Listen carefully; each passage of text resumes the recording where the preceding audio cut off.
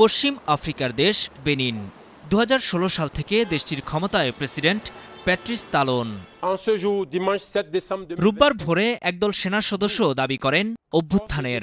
রাষ্ট্রীয় টেলিভিশন ভবনের নিয়ন্ত্রণ নিয়ে তারা প্রেসিডেন্ট অপসারণের ঘোষণাও দেন। বেনিনে অভ্যুত্থানকারী সেনা সদস্যরা নিজেদেরকে মিলিটারি কমিটি ফর রিফাউন্ডেশন নামে পরিচয় দেন। দলটির নেতৃত্বে আছেন লেফটেন্যান্ট কর্নেল পাসকাল টিগ্রি।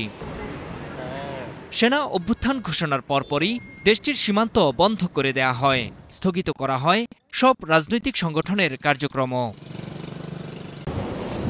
তবে প্রেসিডেন্টের কার্যালয় বলছে, অভ্যুত্থানকারীরা ছাড়া সেনাবাহিনীর বাকি অংশ সরকারের অনুগত রয়েছে। এ নিয়ে জরুরি ভিত্তিতে কাজ করছেন তারা। তবে সাময়িকভাবে রাষ্ট্রীয় টেলিভিশন বেদখল হওয়ার কথা স্বীকার করেছেন পররাষ্ট্রমন্ত্রী। সেনা অভ্যুত্থানের একটি চেষ্টা হয়েছে, তবে এখন পরিস্থিতি নিয়ন্ত্রণে রয়েছে। এটি একটি ছোট গ্রুপের সামরিক সদস্য। সেনাবাহিনীর বড় অংশ এখনও সরকারের প্রতি বিশ্বস্ত এবং আমরা পরিস্থিতি নিয়ন্ত্রণে নিচ্ছি।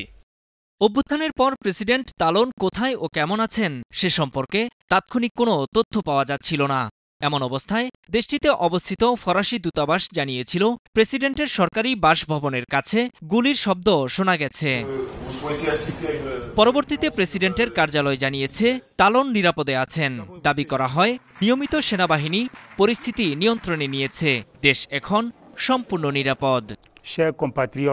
একদল সেনা রাষ্ট্রকে অস্থিতিশীল করতে বিদ্রোহের সূচনা করে। এই পরিস্থিতিতে শপথের প্রতি অবিচল থেকে বেনিন সশস্ত্র বাহিনী ও তাদের ঊর্ধ্বতন কমান্ড আনুগত্য বজায় রেখেছেন। তাদের দ্রুত পদক্ষেপে ষড়যন্ত্র ব্যর্থ হয়।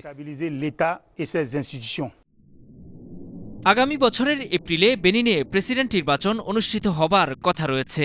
প্রায় এক দশক ক্ষমতায় থাকা ৬৭ বছর বয়সী তালোন তাতে অংশ নেবেন না, এ ঘোষণা আগেই দিয়ে রেখেছেন তিনি। সাম্প্রতিক বছরগুলোতে আফ্রিকা মহাদেশের বুর্কিনা ফাসো, গিনি, মালি ও নাইজারে অভ্যুত্থান ঘটেছে। আর সেনা অভ্যুত্থানে গিনি বিসাওয়ের প্রেসিডেন্ট উমারু সিসোকো এমবালুর পতনের কয়েকদিনের মাথায় বেনিনে অভ্যুত্থানের চেষ্টার এই খবর এলো। নূর মোহাম্মদ, স্টার নিউজ।